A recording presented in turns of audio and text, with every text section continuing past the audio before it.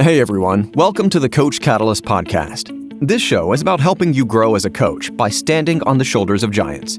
Each show, you get a different mentor in your ear. The early motivations, the successes, the failures, the tools, the tricks, and the insight into where the industry is going. All of it so you can make your own dent in the world. Remember, success leaves clues. Now, without further ado, on to the show. Greetings from Copper Mountain, Colorado. This is the Coach Catalyst podcast, and I'm your host, Trevor Whitwer. On today's episode, I had the pleasure of speaking with the one, the only Vince Gabriele. Now, Vince and I go way back. We were in a mastermind together many years ago, and his current business venture was just a twinkle in his eye. I've had the pleasure over the course of those years watching his business grow into an absolute behemoth, where he's helping coaches all over the United States, gyms all over the United States change the game. Now, this podcast isn't just about where Vince is at now. We want to hear the story about Vince, and that takes us back all the way to FQ10 as an intern in San Diego, and eventually moving across the country to do his own thing in Jersey. We get into all of that, along with the lessons learned and the vulnerability and what he would have done differently if he could do it again.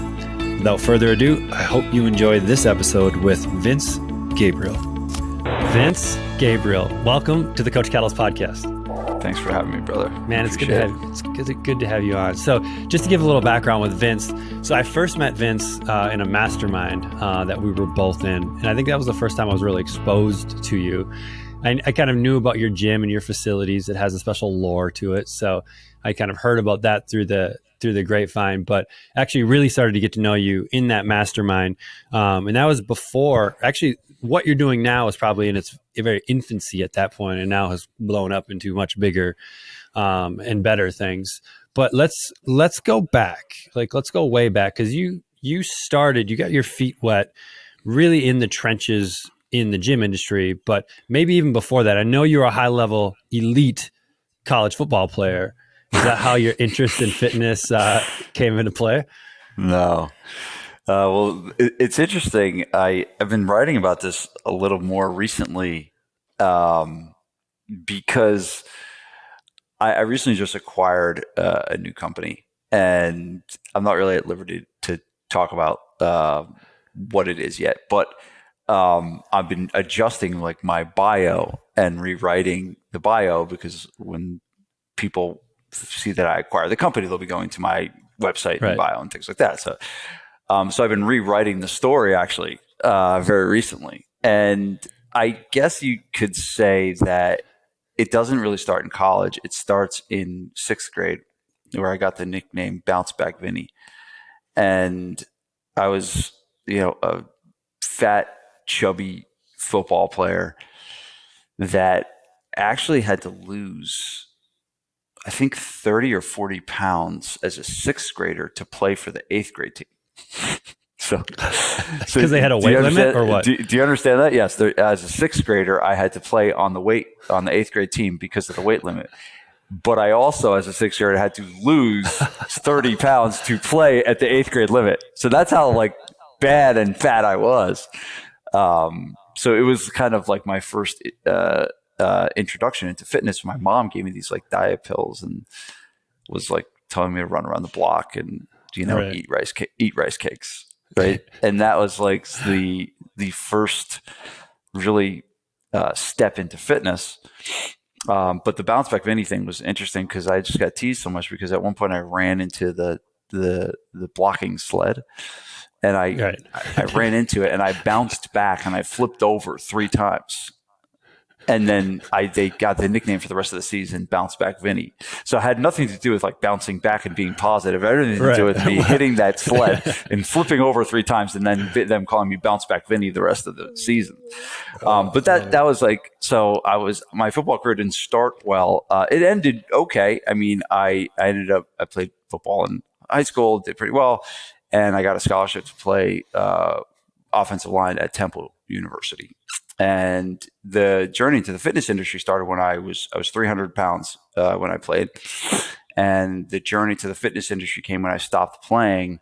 I had to lose weight because I was moving to San Diego and didn't want to take my shirt off at the beach, as a fat offensive lineman. So I ended up losing like, I think 60 pounds in 3 or 4 months or something like that. And What did you major in college? So I majored in offensive guard. You were a D1 athlete.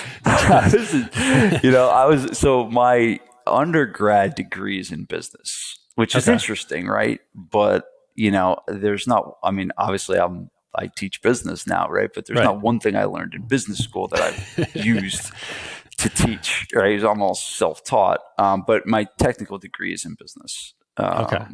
So yeah. So what took you to San Diego then? Was it just the nice weather and beautiful women, or what? Yeah, I went. I built with my church when I was in, I think, sophomore in high school. I went to Mexico, to Tijuana, to build houses in Mexico, and we stayed in Point Loma, which is in San Diego area, before we went down to Tijuana. And I was like looking around as a sophomore in high school. I was like, this is the coolest place in the world. Like, and I vowed that day that I will live in San Diego one day. And I just was like, man, this is the time. Like, I was finished playing football. I had 1 year of school left, and I didn't really want to stay in Philadelphia to do it. And so I was like, I'm moving to San Diego. So I actually finished my last year at University of San Diego, the Fighting Toreros, and finished my degree there. And while I was finishing my degree, it was too late to change to like exercise science or anything like that. But while I was finishing my degree, I got an internship at a gym called Fitness Quest 10.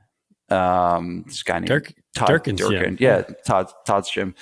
Where I got it just a random. I was just like randomly searching online and saw this. Oh, this guy's from Jersey. So it's Jersey guys got to stick together. So I just went in, applied for an internship, I worked for free, for several months, and then ended up like getting hired on. And I grew. I founded the Fitness Quest 10 football program, and then after that the NFL Combine training program. And I was like, kind of quickly became, a go-to trainer in San Diego where I was training. I mean, you look at my client list no one knows these guys anymore, right? But it was like, back in the day, you knew who Donnie Edwards was, you knew who Luis Castillo were. Like, these guys were all my clients that I worked with. So it was kind of cool. It was really a cool thing what I was doing. But I kind of started as a trainer, working for another gym, but I kind of always had the aspiration to open my own gym. That's like when I got, when I put my head down and told my dad, who was in finance, that I was going to be a personal trainer, and I told him what the average salary was for a personal trainer, he was like, okay. And my dad was never like, no, you have to do this, you have to do that. I was like, okay. And he wanted me to learn from my mistakes. And, so I could kind of tell from his reaction that's okay, I probably should actually own a gym, if I'm going to stay in this industry. So he never told me that. I could just tell by his face. Right. Parents have a really good way of telling us what they want to tell us without actually telling us that. Exactly. Yeah. So how long were you at FQ10? 5 years. And it gave me the two greatest gifts of my life. And I'm very grateful to Todd for this. More gifts than this, but I got a career where this has been my whole career. I mean, literally, I've been doing this since 2003. So I've been in the fitness industry for 20 years. Yeah, 20 years. And then I met my wife, Vanessa, who was a Pilates instructor at Fitness Quest 10, who got there a few months before me, and we ended up getting married. And then we have 3 kids. So I have a lot of gratitude towards Fitness Quest 10 for giving me a career, a 20-year career, and a wife, a wonderful wife, amazing wife, and 3 kids. So I'm happy. Yeah. And you convinced her to move back to Jersey? Yeah. That's an impressive feat in and of itself. Yeah, I was pretty honest, with her. I told her what I wanted to do from the get-go. We were actually pretty good friends before we started dating. And so, but we would always talk about that, and I would say, this is my plan. This is my plan. My plan was very clear. even from when I started as an intern, my plan was very clear. I'm going to move back to New Jersey and open my own gym. And kind of like when I have my eyes set on something, I just go do it. So she knew that that's what it was. And when we when we started dating at that Tom Petty concert, that I told her, I was like, hey, if this goes anywhere, you're going to find yourself living in New Jersey. So, yeah, everyone always asks that. But it's funny. We go back and we have a great time. We were just back recently, and we have so many friends out there, and we love going back. And oh, that's awesome. Yeah. So you're working at FQ10, and then you're like, all right, I know I have my sights on this gym thing. So did you move back to Jersey? No clients, no nothing. I'm going to go get a lease on a space and I'm going to just try and figure this thing out. Or did you kind of like slow play into it, build a client base first, and then ultimately move into a gym? Yeah, I slow played into it. I always joke, and I always say this on my webinars. Before I opened up one gym, I opened up 5. And essentially the 5 gyms were, 2 high school fields, 1 gym where I rented space. I used to rent space at a gym. I would pay the guy $10 to train my clients. It was awesome, like old school. I had a setup in my mom's basement because Vanessa and I were living at my parents' house, which is a complete disaster. Please never, ever, if you get married, do not move into your parents' house by any means. Do not, please take it from personal experience. So, but I had a setup in my mom's basement. She had my dad was one of those guys that would buy all these like TV infomercials and like never use it once. So there's all kinds of shit like that, like flying around. Yeah. And then I would train kids outside, like in parking lots. Like there's pictures of me like throwing medicine ball, having kids throw medicine balls over like electrical wires. Right? And hoping no one gets shocked. But so that was it. So I did that for a year. And then opened my first facility. So that first year was great because I was like super profitable. I was like living at home. I was getting like, people are like coming up to me and like handing me checks on the field, crumpled up checks, like kids, like, guys coming with big wads of cash. It was awesome from a business standpoint. Yeah. One of my more profitable years, on the field. And then, got a facility. So it's like 2007 was it? Yeah. Were you always a numbers person? And so were you like, okay, once I hit X amount of revenue, then I can open a facility, or was it like, I think I got enough, let's go do it? No, I was like kind of looking for a space at the same time. I was like all in. I was all in. I knew what I wanted to do, and I was like, failure to me was not an option. So I was looking, it took me that long to find a space. I would have probably gotten into a space a little bit sooner. But yeah, no, I knew that's what I wanted to do the entire time. But no, I was not like I'm much more connected to the numbers now than I was then. Like I was not a numbers guy at all.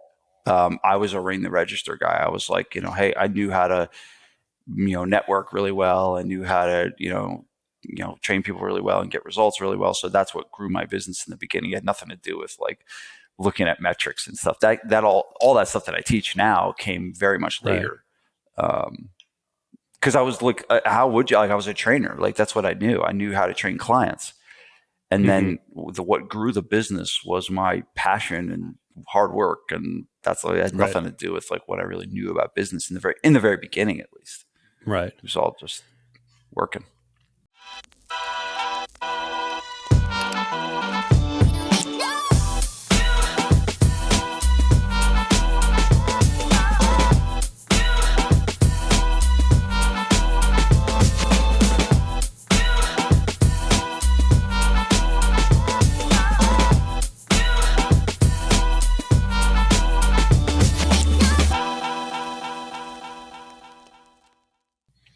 And so you move into your own space. Was it ever like, oh crap, now I have X lease that I have coming due, and I've got electrical bills, and I've got other utility. Like, I mean, Was there a moment like, hey, I need a bunch more people in order to make this thing work? Because my take home just got cut big time. Yeah.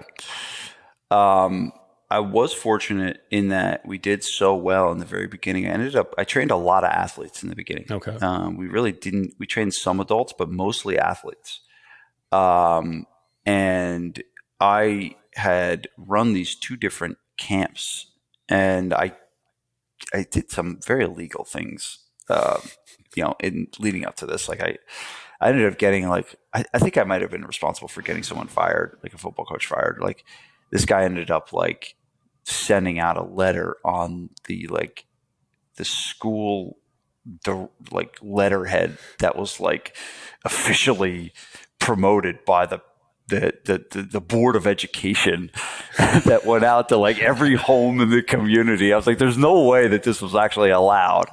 Right. And but that I ended up getting some massive promotions like that that helped me fill a bunch of camps. I had tons of kids in these camps. So I'm training these kids on fields. And then that was the summer before I opened, and a lot of the kids that went into camps came in. So I started with a good amount of kids. Here's where it got challenging. It got challenging in the change of the seasons, right? So then all of a sudden you're training a lot of kids in the summer, and then the fall comes, and they're everyone goes to play a sport, and they're you don't know how to market at that point. So you're where'd everybody go? And everyone's playing their sport, and they're oh shit, now what to do? And then the winter comes, and it's oh, here comes, everyone's coming back. And then the spring's well, where'd everybody go again? And there was these fluctuating, very challenging times from an athlete focused business. It was just very up and down and very based on the seasons. Right. And that was a real challenge. And that was very nerve wracking as a business owner to all of a sudden do really, because I didn't know how to manage cash at that point. Right. I didn't understand that if I collected a crap ton of money one month, that there may not be that exact amount coming the next couple months. Right. And it's just it's just oh, cool. I got a lot of money right now. I never see this much cash. I mean, the most money I ever made at Fitness Press, I think, was $37,000 in a year. Right. And so I was at that point when I'm doing these camps and stuff, I was making money and seeing money in my account, but I didn't realize that you can't just look at your bank account as a snapshot in time and be oh man, I'm killing it. And then all of a sudden 2 months later, you spend a bunch of that money and it's oh no. So my financial education, came later on when I met, when I started working with my best friend in the world, Mike Waldron, who is the CFO for Carmel Valley, which is he is the robo CFO to some of the top gyms in America. If we mentioned their gyms' names, you would know them. But Mike Waldron is the financial mind behind this. Mike started working with me in 2010 when I was broke in the parking lot, telling him, it's just dude, I thought I was killing it, and now all of a sudden, I took all my money out of the business, put a down payment on a house, and just made stupid financial decisions because I didn't know what I was doing. And Mike taught me, gave me a financial education. He taught me that, hey, there's this thing called the profit and loss statement. And that's the thing that tells you how much money you made and how much money you spent. And you should look at that, Vince. Right. It's just, I was just no, I have money. Yep. Let's go. So my financial education came out of need. It came out of failure, right? Because I did well in the beginning. And then all of a sudden I was not good at managing money. I was not good at, looking at leading indicators and looking at the profit and loss statement. And I was dumb. I mean, at one point I probably spent $20,000 in a month on pieces of equipment that I didn't need. I bought I remember one month I was in a Louis Simmons kick, and I bought a belt squat, a reverse hyper, and a, what was the other one? Belt squat. It was a belt squat. It was a reverse hyper, and it was a glute ham raise, which is not a bad purchase. Glute ham, yeah. But glute ham is how many adults over 40 can do one glute ham raise? Zero. None of them can do any. Right. So it's was that actually a really good purchase? And we had some athletes that could do it, but so here I was taking this money that I have and just investing in equipment that only one person can use at one time. I didn't think about business systems. I just thought about, oh, this is cool. I want one of these. And I remember talking to the sales rep at the company I bought it from, and his sales pitch was, what, the belt squat. I'm going to buy the belt squat. It's like, it's for people that have like bad backs and squats. He's like, yep, that's what it's for. And I was like, all right, yeah, let's buy that. It's just like, what is with it? If I could just watch myself as a 27-year-old idiot trainer and the dumb decisions I made, oh man, I could just smack myself upside the head so many times. So, but yeah, so I definitely, a lot of times people hear my story and think it's this like trajectory of success the entire time. And it was not that. I mean, if you want, I mean, I got a laundry list of stuff. I mean, Vanessa and I pretty much got divorced my first year. We split up. She moved back to California.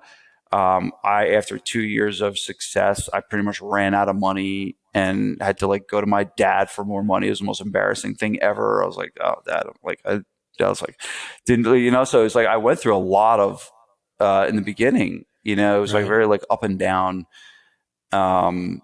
success. And even throughout, I think I had another, area of time where, we ended up kind of coming back strong from it. And then I ended up and I'm kind of like airing all my dirty laundry here, but I went through a period where we did really well and had success, and I built this awesome team.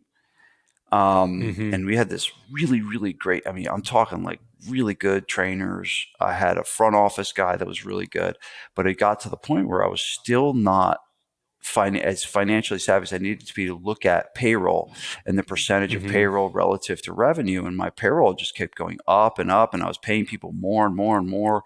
And then we weren't as good as marketing as we needed to be. So when we lost people, we weren't able to reload. So we ran into trouble there. So, there was a lot of periods of time of running it as a gym owner that, I was a failure. I was really not doing well at all. But all those challenges and all those times taught me, so much about coming back, right? I've had a lot of times where I have to go back into my business and really get things going, get things cranking. And I realized as a business coach, that's one of my best assets, right? As me helping a lot of gym owners now, it's like, all right, I've, seen this before, been here before, and here's what I would do differently and stuff. So as challenging as that stuff was in the very beginning, and it didn't feel like that at the time, but it's been hugely helpful, to help people in their journeys as gym owners. So if you were young Vince's business coach, knowing what you know now, how would you have suggested that he kind of start this thing maybe the right way or differently? What kind of advice would you give him? Yeah. So in the very beginning, I was very athlete heavy. And the challenge on being athlete heavy is there's not a lot of recurring revenue, right? There's block revenue, there's seasonal revenue. And it's very challenging and stressful to a business owner to not have recurring revenue, to start a month at zero. Like, I don't know how, like, these chiropractors, even physical therapists, like, they start at zero every month. That's got to be nerve wracking, and you got to be damn good at marketing, right? To be able to do that. So I would probably say, if I could go back to myself, I mean, there's so many things, but I would say step one is I probably would have created, whether that was athletes or adults, you can do it with athletes. It's just harder. All right. But I would probably have a stronger base of recurring revenue, and probably have shifted towards the small group model earlier on. Were you selling sessions for your athletes, or was it like 1 month here, 1 month there, kind of no long term, or was it like a 3-month block? How did you structure that early on? It was a 3-month block, which I'm not against, right? I'm not against the 3-month block. It's actually, and we can get into this later, but so I relaunched my sports performance program under a different brand called Grit, and it's killing it. It's doing really well. And we still do a block system there.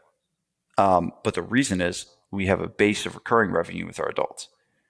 And that is the stability. from there. Where if you have a bad quarter with athletes, you still have a base of recurring revenue from your adults. So I would say, there's so many things I would tell, dumb Vince, when he started, but, one of them would be you need a base of recurring revenue, right? You want to build a base of recurring revenue that outpaces your expenses. And you just put yourself in a stronger financial position from that. Number two is you have to look at the numbers and look at very important numbers like how much your payroll is relative to your revenue. If all of a sudden your payroll is like 60% of revenue, there's only not going to be any profit left over. And that would probably be the other thing I would say to young Vince, who is very revenue heavy, revenue focused, right? I was like I wanted that $1 million gym, man. I wanted it. I wanted 7 figures. I wanted to grow. And I would say, who cares? Focus on being a profitable business. So that's why I think that, and I was out in San Diego this past week meeting with my CEO mastermind, and we meet 4 times a year and we look at profit and loss statements 4 times a year. And we've been doing this. Been with this one group for almost 4 years now. And we look at these P&Ls every quarter and they just keep getting more profitable. And because 1, we've decided to focus on being profitable businesses, and 2, we look at it every quarter. And so I would have said to myself is, revenue is great, but profit is what matters at the end of the day when it's left over. So I would look at how do you make decisions based around profit over ringing the register. Now, there's a point in time where you got to be able to ring the register, and that's where marketing comes in, which is really like my first love and the thing I love most and love to teach to gym owners the most because it's where they struggle. So there's always the time to ring the register, but at the end of the day, the money you get to keep is the profit, not the revenue. Right. So I would say to myself, I would be a more profit-focused gym owner than I was when I started. So you get the privilege to look behind the curtains on a lot of really, really well-run gyms in the United States and kind of all over. And so 2 things. One, we talked about kind of percentage of payroll. I know some other people have kind of certain percentages of total revenue that should go to payroll. Have you found a nice range that you find is really profitable or is a good spot for gyms to be in where you're able to provide the service and the experience you want, but also, not do too much? Yeah. And obviously this is coming from Mike Waldron, who I mentioned earlier, but he likes no more than 40%. So 40% is kind of the high end. So 25 to 40%. And that number excludes owner pay. That's always a question that people ask. That excludes owner pay. And owner pay is kind of like a stickier situation. A lot of it depends on, too, is how much the owner is doing in the business. If the owner is so training even if the owner sessions, is working, let's say they're training 30 sessions. Do you consider that in that payroll or do you exclude that out? So if they're doing a lot of work in the business, then they should pay themselves fairly for that. So that would be included. Right. But if it's an owner's draw, like if they're taking a salary just for being the owner, that would be excluded. The problem is a lot of people don't do that. A lot of people don't pay themselves like that fair wage, and they just take random draws here and there, and that's kind of what ends up getting them messed up. But at the end of the day, you have to look at what would it cost to replace yourself, right? If you were training 30 hours, you technically should be paying yourself that 30 hours, for training those sessions. Pay yourself fair market rate, right? For training those sessions, pay yourself fair market rate for that, and then you win off the profit after that. So, or it would that 25. So you would be included in that 25 to 40%.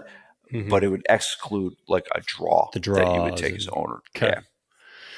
So the other question around that I think is interesting and people probably need better answers to is there's kind of inflection points, right, with a business. Gotten to a certain point with the staff that I have, but maybe there's more to be had, but I don't have people to be able to do that. And this idea of, well, I need to kind of overhire right now because I'm going to grow and that will allow me to grow versus like growing and then my systems kind of fall apart and I can't provide a great service, and then trying to hire? How would you advise a coach that's kind of at one of those inflection points where they're like, I kind of need to hire to keep my experience, but I maybe don't have a ton to give away? How would you coach that coach? Yeah, Mike Boyle has a great line, and he basically says, if you know the rules, you can break the rules. And so I think you want to set up these types of boundaries to look at in terms of like what you're willing to put out in payroll. But in a situation like you're talking about, I look at it as, hey, there's times to make investments in the business. And if that temporarily brings you over what you're comfortable with, but you're foreseeing getting a return on that investment in the future, then it's probably a really good decision to do. I think what you got to really look at it as things in 3-month trends, right? So all of a sudden, if 3 months goes by and you're creeping up and you're creeping up and you're creeping up and here you are, there's a trend now of your payroll being at 50%, right? That's probably something you don't want to do. But if it's like you making a decision of, hey, I'm going to hire a marketing person, right? And I'm going to invest a $50,000 salary, right? So I'll give you an example. Like I did this, when we were in the pandemic, I shut down our sports performance program because we couldn't get kids to do anything online. And honestly, at that point of the business, it wasn't really doing well anyway. And I kind of was focused on adults and honestly focused mostly on consulting and stuff like that. So I essentially, just said, during COVID, we're shutting it down. And I ended up bringing it back under a new name, new brand I mentioned called Grit. And at the point when I brought it back, there was no revenue at all in that program because I was starting it almost like a new business. But my point was I wanted to find the right person to run it. And so what I did is I went out and I recruited a guy to run the program. And there was no money coming in. And I hired him in January. And the program, we weren't going to launch till like March or something like that. And so I paid him a $50,000 salary. So month by month. So I think I invested $12,000 in him before I made any money on that. And that was one of the best investments I ever made because the program now is like phenomenally successful right now. But that's an example of I was almost going in the hole to make this investment in this person to be able to see the future. And that's, I guess, the biggest thing that people need is they need a vision, right? They need a vision for where they're going. The number one job of the CEO is to have clarity on point A to point B, right? That's really what our job is as the owners of our company is clarity of where you are now, what is real, what's happening right now.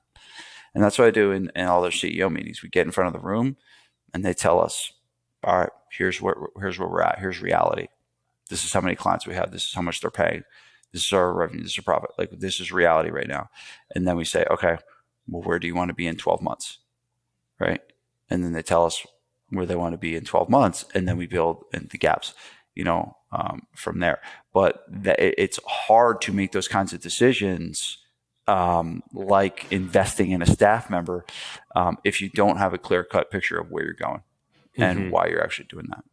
So clarity on point A to point B is huge. So kind of coming back to your journey then, you were mainly athletes early on. Was there a point where you're like, hey, I need more stability over the entire year, and so you started to branch out to adults? Or was it like, hey, parents just started coming in and it's like, okay, we'll run with this for a while? Was that a conscious decision or just kind of like what happened? No, it's a good question. It was a very conscious decision. It was getting sick and tired of the anxiety of the seasons, right?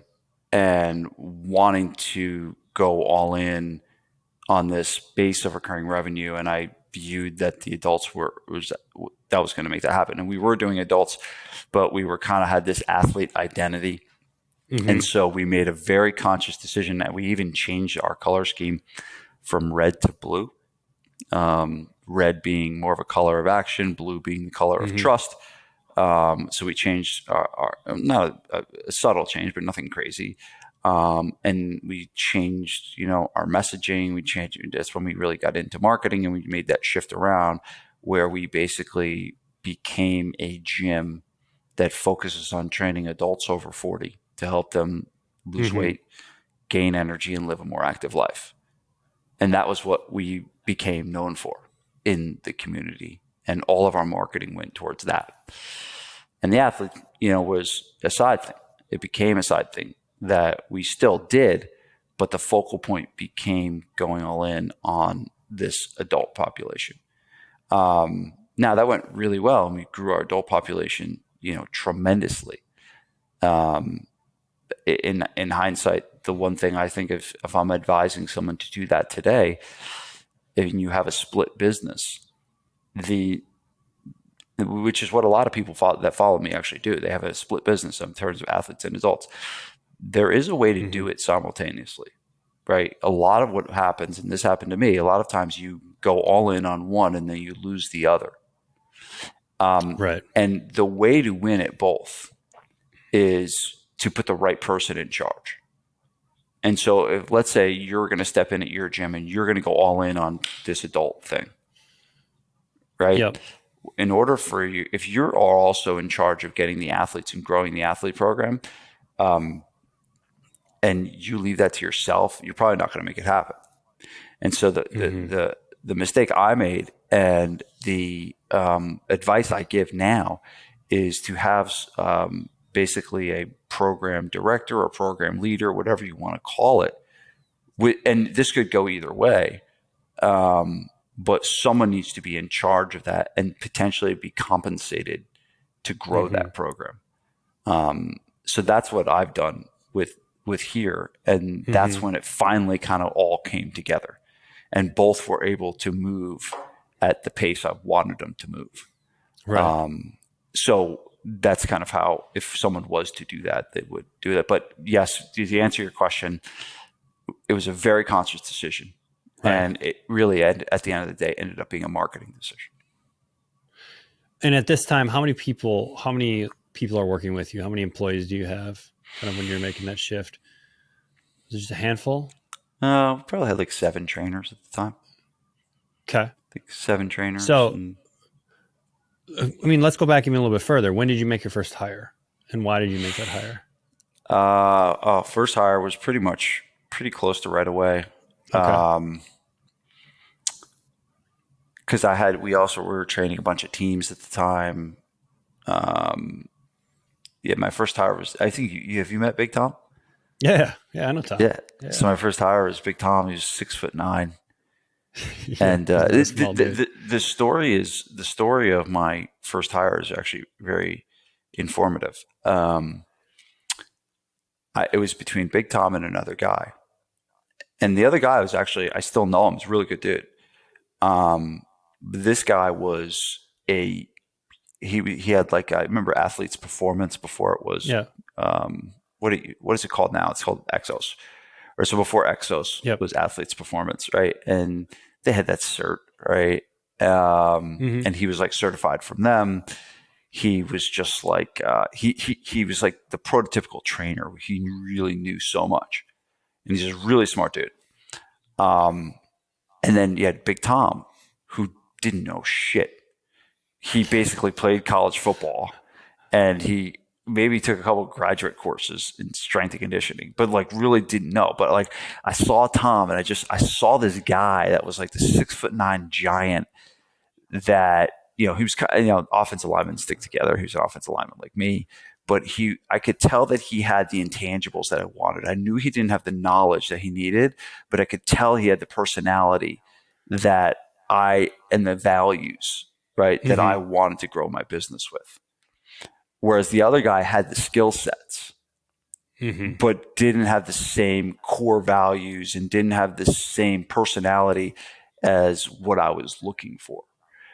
And I believe that decision changed the trajectory of our business. I believe that first hire, and I think that first hire is really important because he kind of set the tone, right? Of there was me, then there was him, and then the next guy we hired. So you had 2 stronger people, and the next guy we hired kind of got engulfed into the culture, right? But that first hire was a really important one, and I think I don't remember it being strategic in terms of. I think I was like, I honestly don't even remember. It's just so long ago, but I don't remember like how many sessions we were doing at the time of what brought me to. I honestly, so I don't even know if I was looking. I feel like he came to me or something. I don't even know. But you want to hire someone before you get burned out, because it's easy to do in the very beginning is to get burned out. And I would probably say, I used to hear people say that, hire an admin first. I mean, I don't necessarily agree with that anymore. I used to teach that. And I think if you're going to hire someone, hire a trainer. Like that's like, how you're going to make money. They're a revenue producing employee. So hire revenue producing employees as fast as possible. So I would say your first hire is a trainer, because the admin stuff, like, how much of it, you got 40 members. You don't need like a full-time admin person to work, Right. You can have good systems. Like and there's systems now. Yeah. Right. Exactly. There's systems now. There's technology now. I was giving you a plug and you just talked over me and you didn't even get it. You didn't even get it. No one knows now. Yeah. The podcast is called Coach Catalyst, so hopefully they get it. That's awesome. I always find it fascinating on, looking back on this, on what we know now and would we do it differently. And I mean, obviously like hindsight is always 2020, but Big Tom was what? Big Tom was with you for just very recently. It's over 10 years, right? Yeah. Oh yeah. Well over 10 years. Yeah. He started in 2008 and I think he left in during right after COVID. He was with me, right. Like almost 12 years. Yeah. Great dude. Yeah, Still one of my best friends. And I think, yeah, he's awesome. I've met him a number of different times at your mastermind meetings.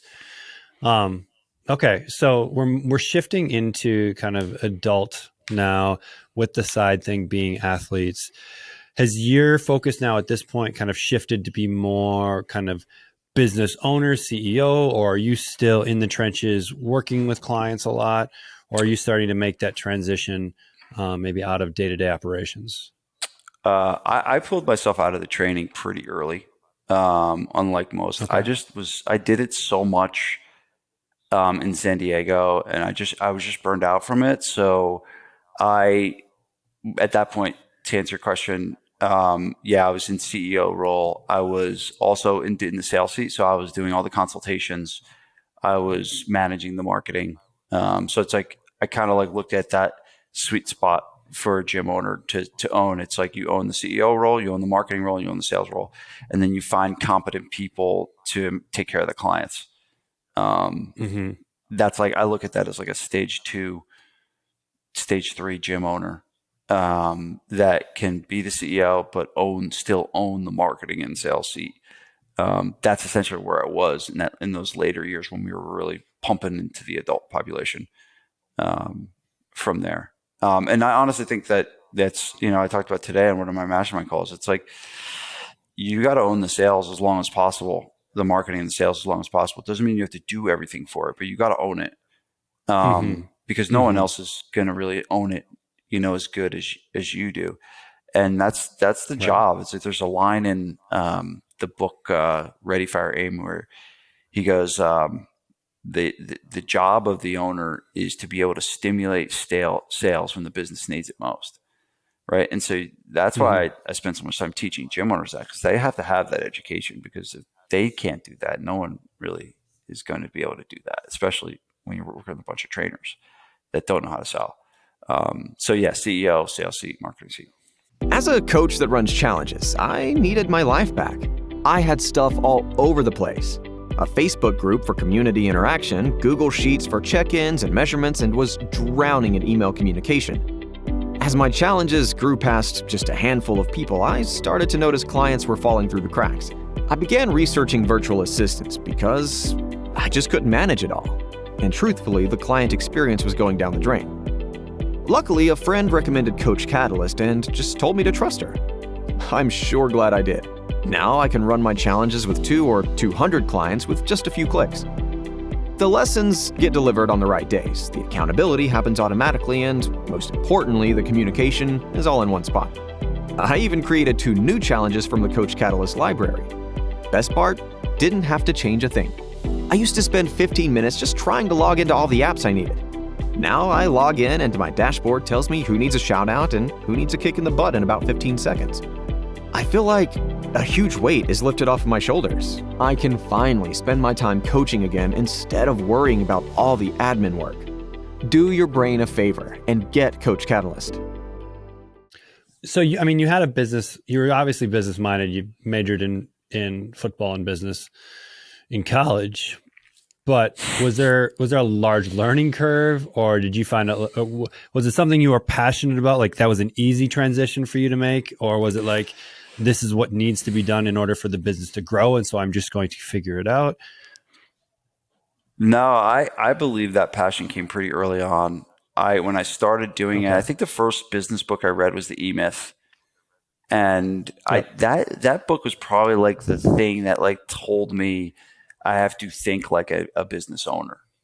So that was like probably one of my most important books I've ever read, because I think that set the tone early in my business career of how to think. And I wanted to not be the technician, right? Which they talk about the difference between the technician and the owner. And I didn't want to be that. And I believe that read was a hugely helpful thing. But then I also just started, it became a passion and an interest of mine that I really enjoyed. I enjoy small business.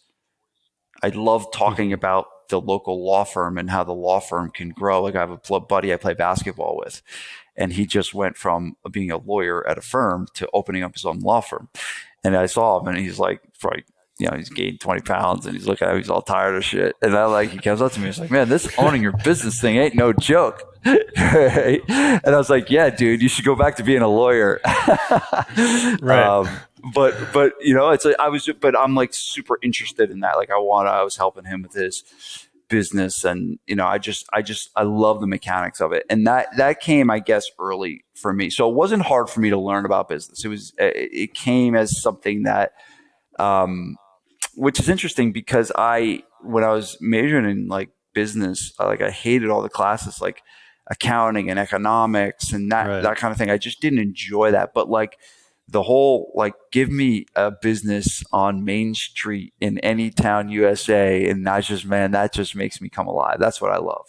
No matter the industry. Obviously I love the gym space, but any industry, that's small. And I spent a lot of time with Goldman Sachs. I did a business program called the Goldman Sachs 10,000 Small Business Program. And they pick, I think I was the first gym owner ever selected in that program. And I broke the dress code down very, the first week everyone was wearing suits and ties, and I showed up with like a flannel and, Timberlands. And like by the end, everyone started dressing like me. It was actually really cool. Because they didn't want to, I don't wear this stupid tie anymore. Right.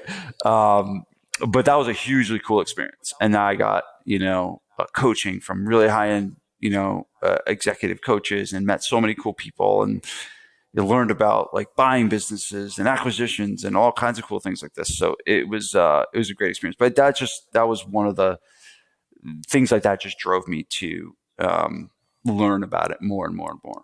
And then, obviously, what I've done is turn that love and that passion essentially into a whole nother business. Like I own a business education company where we teach gym owners how to run their business better. So I essentially just took that gym, the success I had in the gym, and then created another business in the back of that. That's kind of what we do all day long now. So kind of moving from one business to the next as kind of an entrepreneur, right?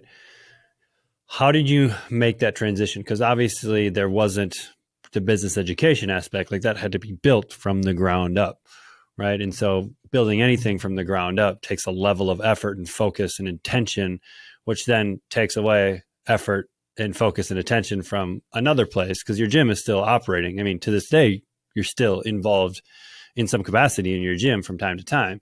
And so how did you make that transition? And were there any failures in that? I've seen it a lot where someone tries something new and then they got to go back to the old thing because that wasn't doing what they needed it to do. How did it work for you as you were building this kind of next endeavor, this next business? Yeah, it was kind of a gift. I'm not blanking on the year, but I had dabbled in some coaching consulting stuff, pretty early Mm-hmm. on. But it wasn't until my dad had a stroke, and I think it was like 4 or 5 years ago now. And he had a stroke, and I ended up. This was in August, and he had a stroke in August, and I ended up having to like be gone for almost 2 months. And um, yeah, just like it was a bad stroke, so he like couldn't walk, talk. It was like one of those bad ones, right? So while I was like Wow. out of the gym for 2 months, and while I'm like with my dad and with my mom and sisters and stuff, I was just gone.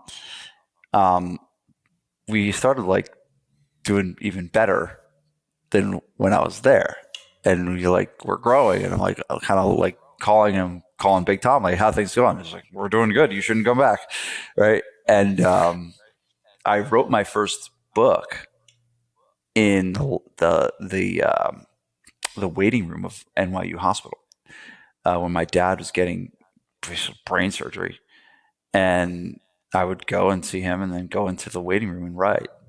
And I essentially wrote what I had done. I wrote about my failures, I wrote about my successes, um, but I looked at the things I did well. And the best thing I did well was hire a good staff and hire a good team.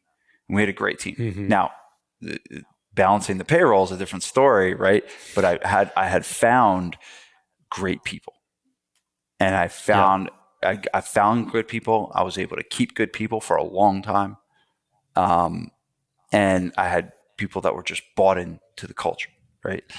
And Mm-hmm. so my first book was called The 364 Hiring Ring, and essentially outlined how I was able to hire that kind of staff.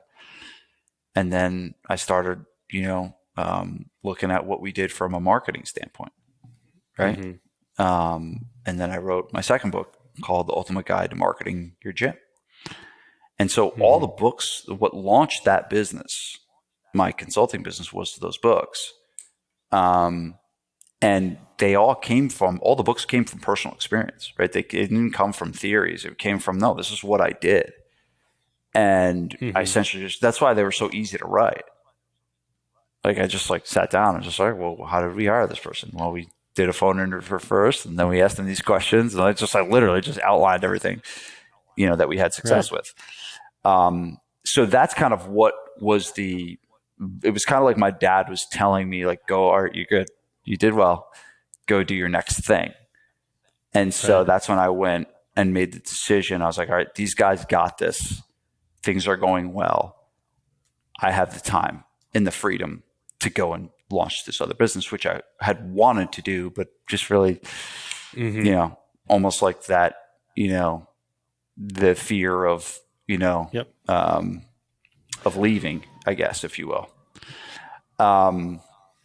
So I that's essentially what kind of started it. And obviously then I started speaking at Perform Better, which was huge. I got a couple good breaks, and I got a speaking gig at Mind Body, got a speaking gig at Idea, I got speaking gigs at Idea World, which was a huge one. I spoke in front of like 500 people. My first speaking engagement was in front of 500 people at Idea World, which is like a big stage. I was like followed, like Darren Hardy spoke right before me. I was like, I do not belong on this stage. I was like, but I got lucky and, did that. So that's so I started to get breaks like that. So I wrote some books. I got speaking engagements, launched our podcast, the Fitness Business University podcast after that. And that's kind of what got that business off the ground. And, in the very beginning, it was a lot of it was, teaching the things that we did. So we would bring people in and have them come in for 2 days, and I would teach them stuff, but then they would watch what we did and watch how our trainers trained and stuff. So it was very much of a mentorship type of thing in the very beginning. And now, I've evolved into, all right, I'm not just a coach that says, all right, here's my gym, just copy what I do. I'm not do that anymore.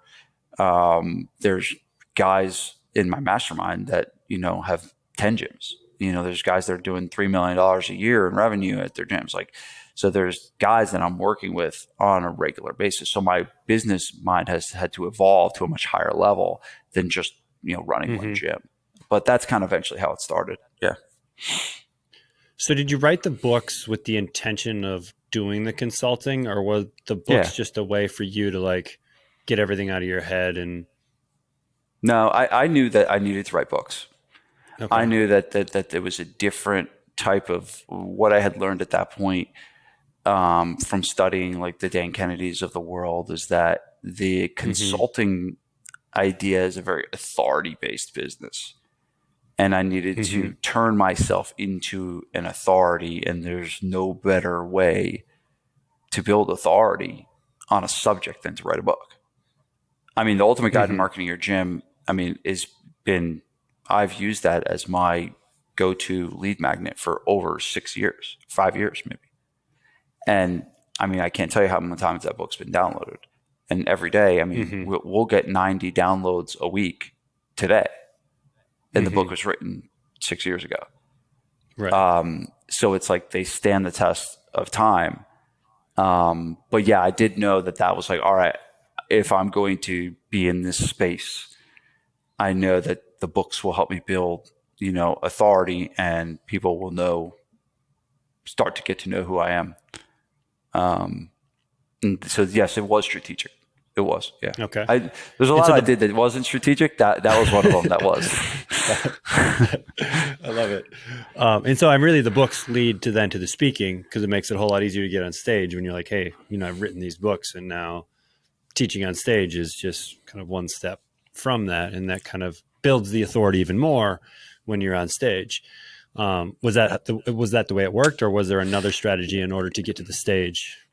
Yeah, no. So I don't think like that people saw that I wrote a book and invited me to speak. I had a friend that was putting together the idea world, and she knew me, and she had seen me speak at a small event in front of like 10 people. And I guess I did good.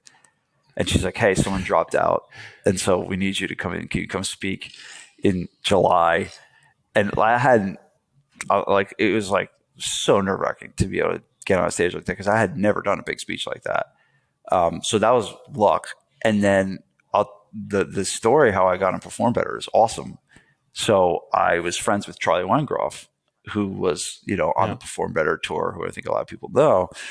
And I had been a student at the Perform Better conferences for years. And I would be in the front row watching Martin Rooney, watching these guys, right? And I was just like there. And I knew all the people there. And I called Charlie and I was like, what do I need to do? I want to speak. Like, I got this speaking gig at Idea. I want to go speak at Perform Better. And I was like, what do I need to do? And this was like 2 days before they had an event in Chicago. He said, you need to get on a plane. You need to come to Chicago. You need to talk to Chris. So I booked a flight. I actually brought Tom with me. And the story is hilarious. So we go and we're at the social.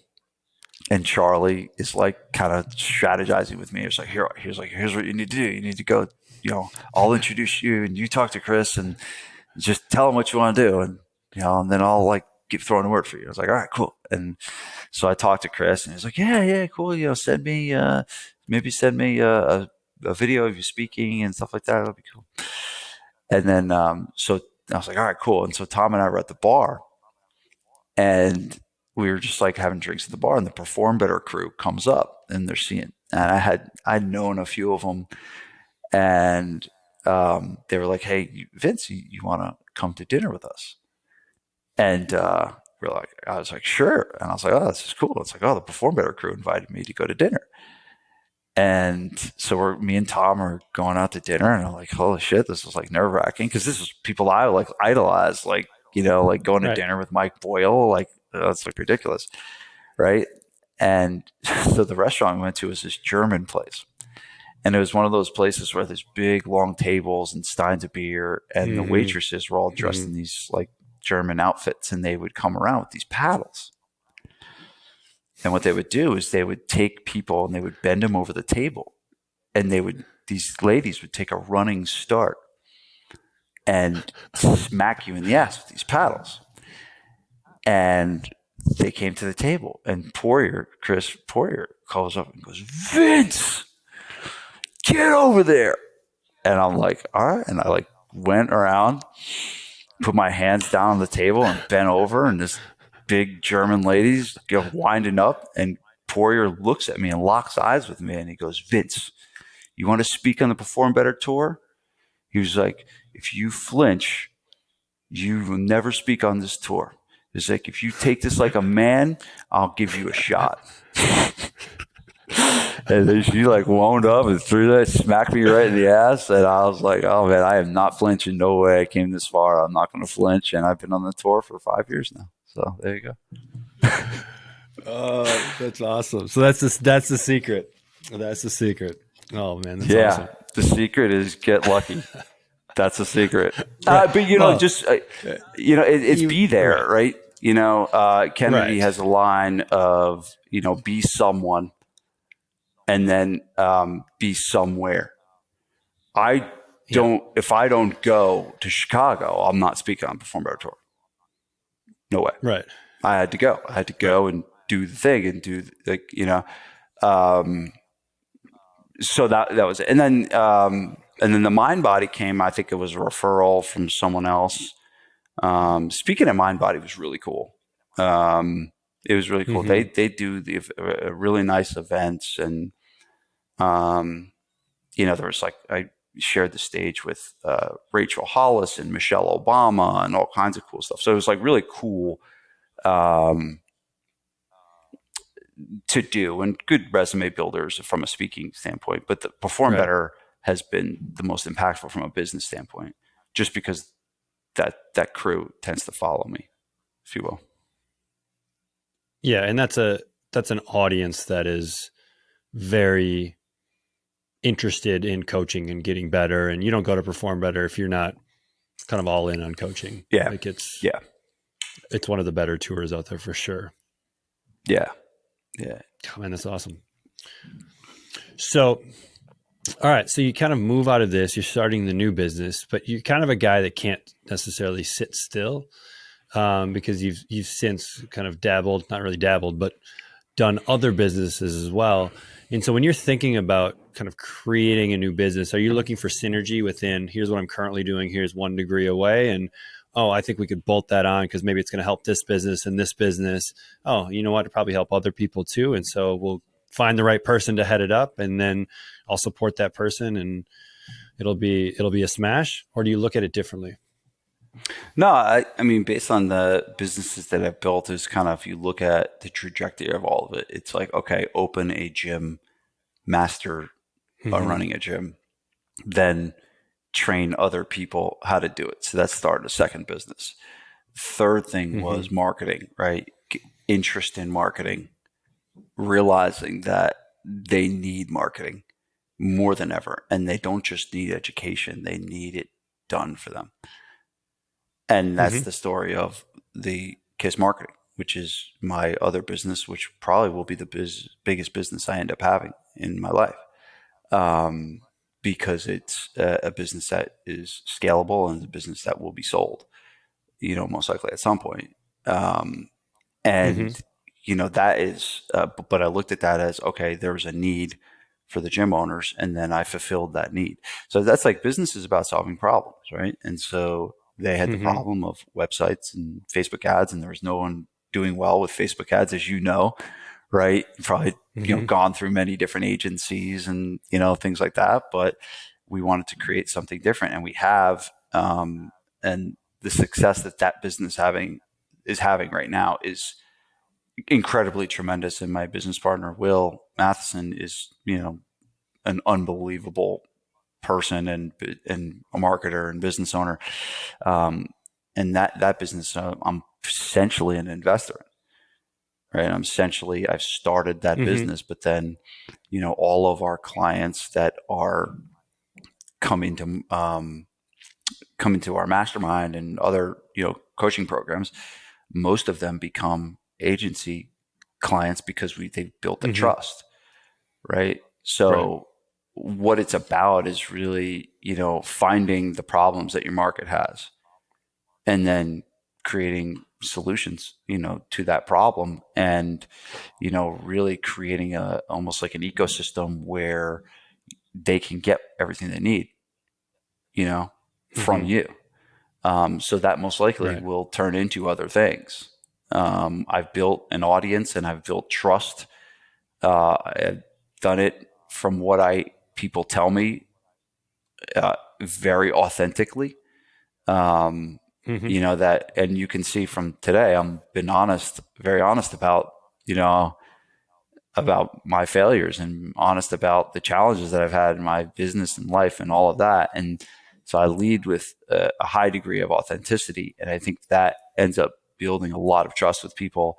Many of the people that are in my mastermind have been in it since it started, 5-6 years ago. I mean, most people aren't showing testimonials from people that have been with them for 5 years. Most testimonials you see in this space are, I got 374 leads in 19 days. Right. That's what you see. But I mean, I have pictures of gym owners that are, on vacation with their families and credit the mastermind due to the length of education they've had for over a 5-year period. So that's kind of how I look at it. I look at building a business on authenticity and trust, and then building more businesses that help solve the problems of that authenticity and trust that you've built. Do you think this kind of authenticity, because as far as I know, a lot of business coaches, especially in the fitness space, and there's very few of them that actually still operate or have a close finger on the facility that maybe started it all. And so do you think you keeping that facility kind of leads more to that authenticity? Because my guess is you've built it in a way where you could sell it to someone. There's good systems, there's good people, there's good everything. But do you hang on to that because it helps kind of build more of that trust and authenticity? Because, hey, I still got to make sure my gym produces leads every month. Or is it just at this point like a great asset that you like having? It's interesting. I had a conversation with one of the gym owners in my CEO mastermind, and he knows that majority of my time is spent on the consulting business, and, the personal brand and the agency and all that. Right? He knows that and understands that, and I'm very I am very open and honest too with where the business is at the gym. Like I tell people, like our revenue is not at the same as it was back when I was running the gym. Like I'm fully what I don't do is ever like lie about stuff. Right. But he had a conversation and he'd be like, I've been coaching him for a really long time. And he's like, I wouldn't care if you didn't own a gym. He was like, and this is a guy that like, they care about that stuff. And I was almost shocked to hear him say that. But he was like, nah, I was like, dude, I know, what you're doing, and I know business and stuff, and you don't need a gym to be able to coach me. So at one point it's like, I've been doing it for 15 years and I'm doing it for the last 5 and helping people. So I am almost more entrenched in it than ever because of all the gym owners I'm helping. So the fact that I have still an existing gym, it's a bonus. I don't think it's necessary. I don't think people would leave the mastermind if I didn't own a gym. But the reality of it is, I'm an entrepreneur. Yeah. And I have an asset that makes money. Right. So like, why am I going to and you never, I've helped, many, I wouldn't say many. I've helped a small, there's my authenticity, right? That was my marketing. They're like, yeah, I've helped a small handful of gym owners sell their business. And one of the guys I think he sold for a multiple of, he ended up selling for like $2.5 million or something like that. I've never heard of a sale in our space. That was in the gym world? Yep. In a small micro gym space, just like your gym, just like my gym. I think it ended up being 4 times EBITDA. So he had a successful gym.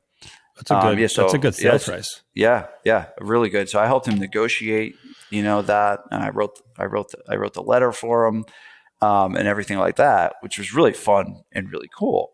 So they can be sold. There are situations where they can be sold for good amounts of money. But at the end of the day, I look at it, I'm in the back right now of my gym. I have an office. So we have 3 businesses in one facility. So I have my consulting business, which has on the other side, I have a sales guy, right? And I have my marketing assistant on the other side, right? So we have a whole headquarters in the consulting business here. I got the gym out there. Right. I have a physical therapist that rents space that pays money. I have the Grit Athlete Performance that runs out of the other facility over there. It's kind of like we have like our hub here. And then KISS Marketing is run out of San Antonio. There's a headquarters in San Antonio, Texas.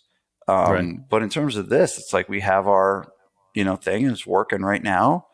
My kids train here. My kids train at Grit. My wife trains at the gym. My wife would be pissed at me if I sold the gym. Right. She's like, where would I train? So Right. again, I can't say that I wouldn't sell it at some point, I might, I don't know. But at this point, it's like, it's an asset, and it's a lab for me for testing stuff and Right. testing marketing ideas and, and everything like that. So I guess that's, I don't know if that answers your question, but Do you still, do you still direct the marketing for your gym and kind of give guidance there? Or do you have kind of now a marketing director that handles the marketing calendar and day-to-day operations with that? Yeah. We have a director, someone that directs the marketing, and I serve as an advisor. But I've created so many assets over the years. A lot of our marketing is reused assets, right? So we built it. So for example, Right. We're running a campaign right now called 50 Strong, which is like our January challenge. Well, I wrote the emails years ago, and they're using the exact same emails this time. We're using we obviously KISS Marketing runs our ads, right? We're using the exact play. It's all there, right? So there's a lot of systems in place that are there that doesn't require me to do that much because I did it a while ago. And probably there'll be times where I'll need to do facelift stuff, but I don't. I don't. I don't spend a ton of time. I don't spend a ton of time there at all. It's usually stuff I would want to do versus stuff I would need to do. So, but yeah, there's people that are running the show. Yeah. Love it. As a gym owner, Coach Catalyst is the key to having low turnover. For several years, I struggled and spent 10 to 20 hours a week communicating with clients via phone calls, Facebook Messenger, email, and text messages. I had tried everything to make my life more efficient. I was at my wit's end. And then I found Coach Catalyst. Since starting the software, I have found a life again, and my clients are thanking me for being so involved in their fitness life. I've cut my daily commitment to interacting with over 300 clients to under 15 minutes a day and have streamlined my 6-week challenges. I couldn't recommend it more. I just don't know if I would even be here today if it wasn't for Coach Catalyst. If you don't have an account already, you're missing out and not helping the people you could be. So if you are maybe advising a coach who's heavily involved in training and they're looking at maybe learning more about the business side and outside of reading your books and doing all of that kind of stuff, which is, I think, a great place to start. Are there other marketers or other books that you would recommend to that kind of early coach that's just getting their feet wet in the business side of things, especially around sales and marketing? Yeah. So if, I always have to recommend Think and Grow Rich, right? As you know. Yeah. By Napoleon Hill. Just the story of the book is pretty incredible. And I think in order to have an education on business, you got to have an education around wealth and money and all of that. So that would probably be, number one. From the sales and marketing standpoint, I'm a Kennedy guy, right? I've been raised in that world, and it's interesting, when Michael Jackson died, my wife was like crying, right? And I didn't get it. I didn't really understand like why. I was like, you never met Michael Jackson. You don't, why the hell are you crying? And Dan Kennedy, who's been my mentor for a long time, I've never met him, but I have listened to thousands and thousands and thousands of hours of his audio tapes and CDs and read every one of his books. And like, just, I've never met him, but I know him. Like, it's my guy. And he essentially, this is the old, and I don't know if you know the story, but he essentially was on his deathbed in hospice and wrote a piece of copy on his deathbed that I'll never forget. And he wrote a blog. It basically says, the first line of it was, I find myself in the unusual position of regretfully announcing my death. And I'm like, holy cow, like even on this guy's about to die and he still is writing amazing copy. I was like, that's one of the most incredible thing I've ever read in my entire life. I found myself in the unusual position. I'll never forget it. I found myself in the unusual position of regretfully announcing my death. And then he didn't die. And now he's like still out teaching. Like, it's crazy. And, I was legitimately upset, and I wrote him a letter and everything, because they were saying, like, write this guy a letter because he's about to die. And I wrote a letter and I like poured into it, and I was like legitimately upset. But I mean, Dan Kennedy in his books and without ever meeting him has taught me more about business than anyone I've ever learned from combined. And, he's an old crotchety asshole, but he is an absolute business genius. And he is the ultimate realist. And man, I have gotten so much value. So I guess I would say get into that world. And the cool thing is, he's connected with Russell Brunson from ClickFunnels. Yeah. And they, Russell Brunson bought the business and they're now doing stuff together. So if you, that's honestly where I would be going. It's a really good book no one knows about, called The Road Less Stupid by a guy named Keith Cunningham, which is probably one of the better books I've ever read in business. And that guy is also really good. But honestly, the other thing is too, I'd get people engaged in Tony Robbins' stuff. The number one chokehold on a business is the psychology of the owner. And if you think that not mastering your own psychology is important for business growth, you are severely mistaken, right? This is about what people deciding not to raise prices is not a business problem. It is a psychological problem. It is an emotional problem, an emotional issue that you're bringing into the business. And so if you want to get better at business, start learning about yourself. Start knowing about yourself and start learning about, why you decide to do the things you do or don't the things you do. So we could talk about business all day long, but at the end of the day, it's all about your mind. That's so true. And I think one of the challenges about our industry, right, is we're not selling widgets, right? We're not just selling something to random people. And, it's easy to, hey, let's increase this by 50% or by 50 cents to increase our margins or whatever. It's clients become friends, right? I've had clients that have trained with me for 10 years. And have helped me build my business. And so it's like you view it almost like their family more than like it's a business, but that ultimately becomes a demise because you can't make clear business decisions when you're in that space. And so I would 100% agree with you that the mental work to get around that, because that is probably when you tell a group of trainers, hey, you need to raise your prices, everyone's gonna be like, oh, I can't do that. Everyone's gonna leave. I'm not gonna have any clients left. They're all going to, and then you do it and no one leaves and you become more profitable and you can run a better business, provide better service, experience and all that. But yeah, you're spot on, man. Spot on. Cool. Yeah. No, that's the thing is what we do as business coaches is provide fresh eyes. That's really an important thing I was out with San Diego and with the CEO mastermind, and there's things that, they bring to the table that are so obvious to me. And it's just like, all right, well, this is like, why did you not even think about it? And they're like, oh, that's a really good idea.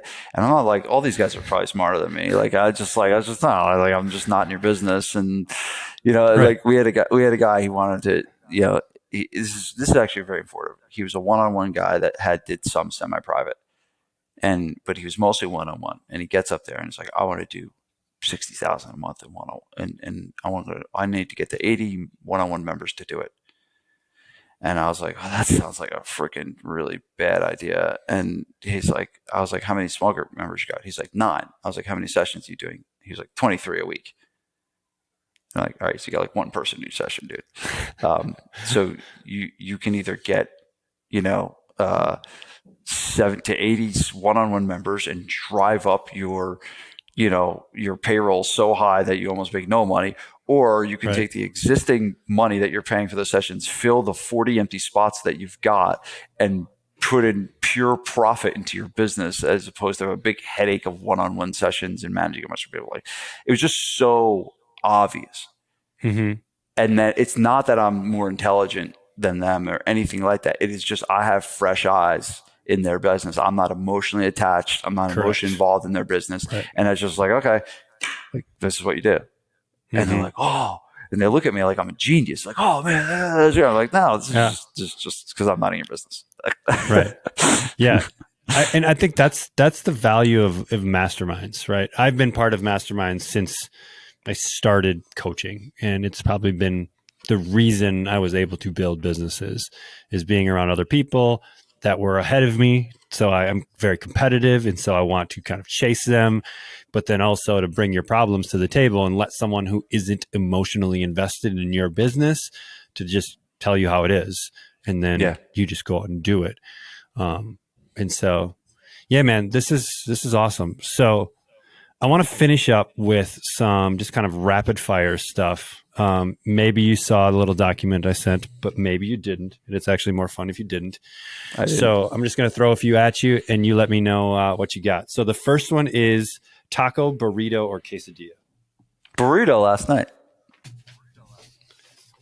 Burrito? Like Chipotle burrito or like a specialty like Mexican burrito? So I'll tell you about a burrito. So we were out in San Diego and we went to so this isn't rapid fire, but it was worth it. It's all right. Joe Hashi and I went to, you told me it's long form, so I could go long.